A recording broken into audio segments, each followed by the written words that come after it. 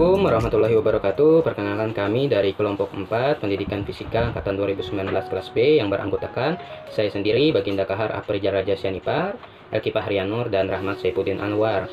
Kali ini kelompok kami akan mempresentasikan mengenai konsep pendidikan inklusi.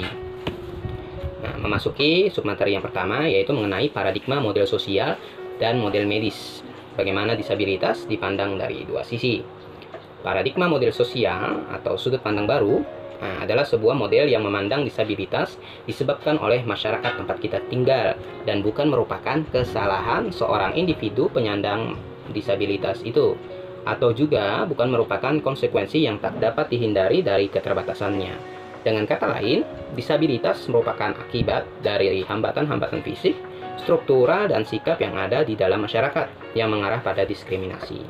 Dalam bidang pendidikan, model ini memunculkan yang namanya pendidikan inklusif, di mana selama memungkinkan semua orang seyogyanya belajar bersama-sama tanpa memandang kesulitan ataupun perbedaan yang mungkin ada pada diri mereka. Selanjutnya, pada model ini, dalam mengatasi masalah disabilitas diperlukan pengubahan pada lingkungan demi menghilangkan hambatan-hambatan fisik, struktural, dan sikap yang ada di dalam masyarakat. Pengubahan pada lingkungan tersebut dapat berupa sikap, dukungan sosial, dan informasi. Selanjutnya ada paradigma model medis atau sudut pandang lama. Adalah sebuah model di mana disabilitas dipandang sebagai akibat dari kondisi kelainan fisik semata-mata, yang merupakan hakikat dari kondisi individu penyandangnya, serta merupakan bagian intrinsik dari diri individu yang bersangkutan. Model ini dalam bidang pendidikan memunculkan yang namanya sekolah segregasi, di mana anak-anak penyandang disabilitas atau anak-anak berkebutuhan khusus itu ditempatkan di sekolah-sekolah khusus yang kita kenal dengan istilah sekolah luar biasa atau SLB. Nah, pada model ini dalam mengatasi masalah disabilitas hanya berkutat seputar. Yang pertama, mengidentifikasi disabilitas itu. Yang kedua, memahami dan meneliti. Dan yang ketiga, cara mengontrol dan mengubah penyebabnya. Dengan demikian, potensi dan tanggung jawab medis dalam hal ini menjadi besar.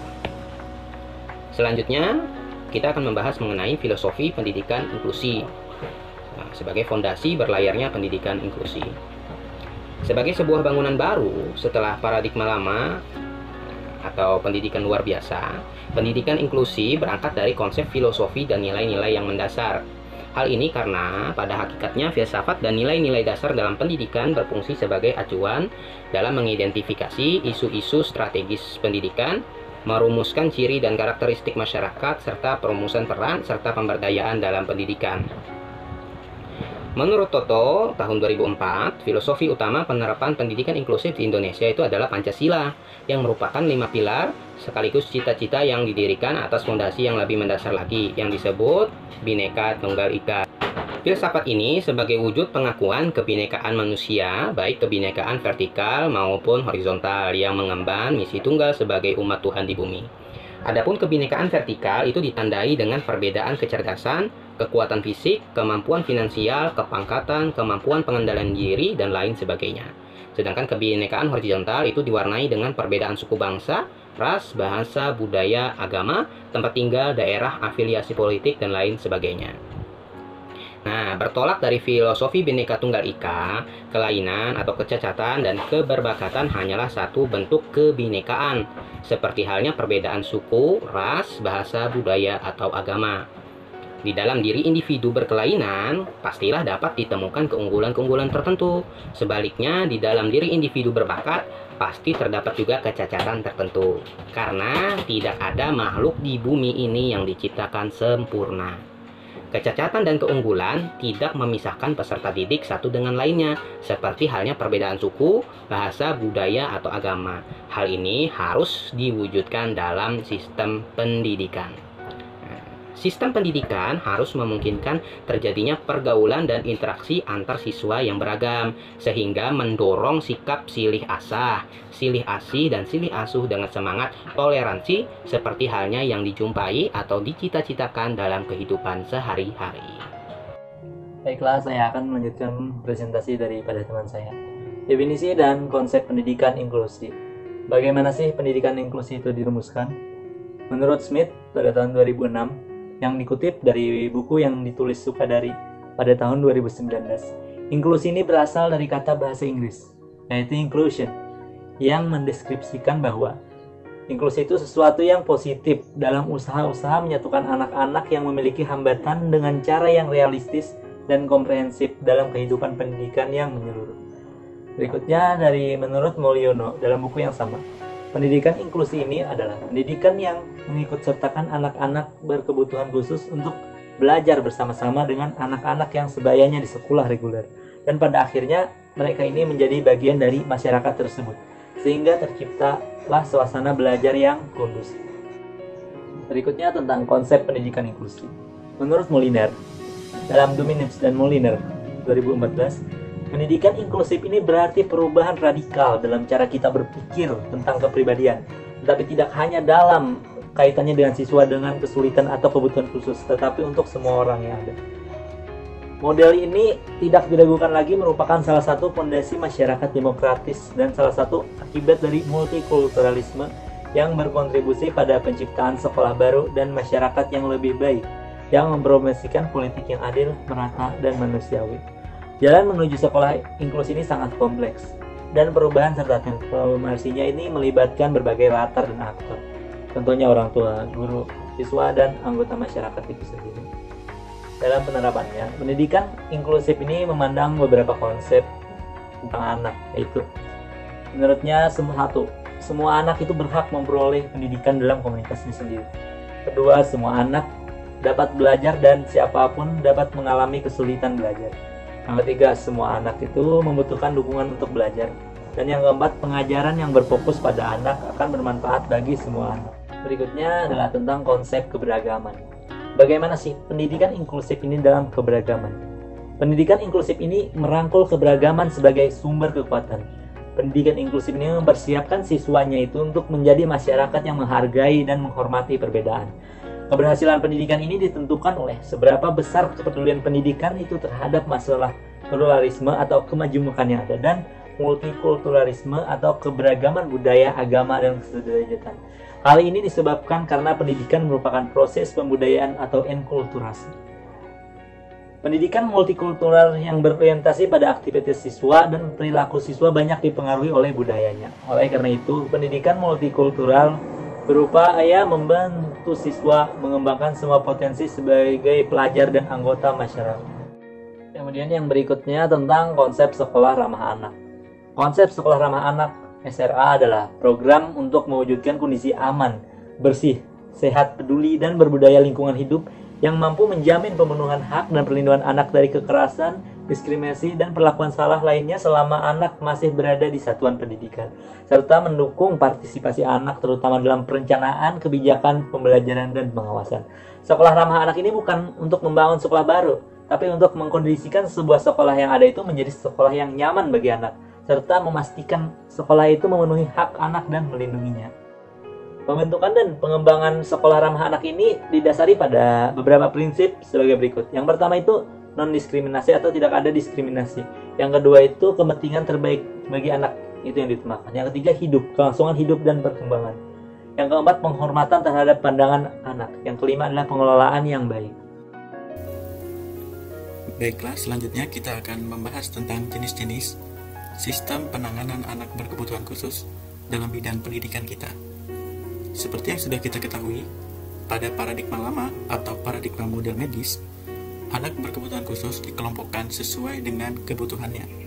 Misal, anak yang tunarungu akan dikelompokkan ke sesama anak tunarungu di sekolah terpisah yang disebut dengan sekolah segregasi atau sekolah luar biasa, atau yang lebih kita kenal dengan SLB. Padahal, hal tersebut merupakan hal yang kurang tepat, karena anak tidak bisa bersosialisasi dengan teman-teman yang sebaya yang tidak mengalami kebutuhan khusus. Pada sistem pendidikan luar biasa, mereka menganggap bahwa anaklah yang bermasalah, bukan sistem atau gurunya. Sedangkan pendidikan inklusi memandang bahwa sistemlah yang harus menyesuaikan dengan anak itu. Kemudian, kita mengenal bahwa tidak hanya pendidikan inklusi saja sistem yang diterapkan di dunia ini. Yang pertama, ada pendidikan luar biasa, kemudian ada pendidikan integrasi, kemudian ada unit kecil, dan pendidikan inklusi itu sendiri. Pendidikan luar biasa, seperti yang sudah saya jelaskan tadi, mereka memiliki sekolah sendiri yang disebut dengan SLB. Pendidikan integrasi merupakan peleburan daripada anak berkebutuhan khusus dan anak yang biasa. Akan tetapi di sekolah reguler dengan penanganan yang berbeda. Kemudian unit kecil. Unit kecil adalah sebuah bangunan atau sebuah unit khusus untuk menangani anak berkebutuhan khusus di sekolah reguler. Selanjutnya adalah pendidikan inklusi. Pendidikan inklusi juga peleburan anak berkebutuhan khusus kepada anak yang tidak berkebutuhan khusus atau anak yang biasa. Bedanya, pendidikan integrasi itu masih memiliki sekat, di mana gurunya mengajarkan anak itu sama dengan anak biasa. Jadi anak yang berkebutuhan khusus diajarkan dengan metode yang sama dengan anak yang tidak berkebutuhan khusus. Sedangkan pada pendidikan inklusi, guru harus memiliki metode tertentu, metode yang sesuai, model pembelajaran yang sesuai untuk anak berkebutuhan khusus. Untuk mengetahui lebih lengkap, apa perbedaan daripada pendidikan luar biasa, pendidikan integrasi, dan pendidikan inklusi, mari kita simak video berikut ini.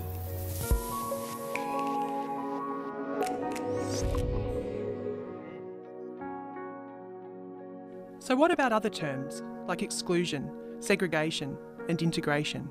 What do these mean? And how are they different to inclusive education? Exclusion is when students are denied access to education. Exclusion can be direct, where a school refuses or cancels a student's enrolment, or it can be indirect, and this is sometimes known as gatekeeping. Segregation is when students are provided education in a separate environment to their peers. Examples of segregated education include special schools or classes that are only for certain students, or when students with disability are taught in the same classroom as their peers, but in a separate space using different resources. Integration is when students with disability are placed in existing mainstream classrooms, but no adjustments take place. This means the student must adapt or change, but the classroom, teaching practices, and assessment tasks remain the same. Remember, genuine inclusion occurs when all children are educated in regular classrooms, in their local school, alongside their same-age peers, with adjustments to curriculum, instruction, assessment, and the environment. It is important that we can identify the differences in these practices to help us successfully implement genuine, inclusive education.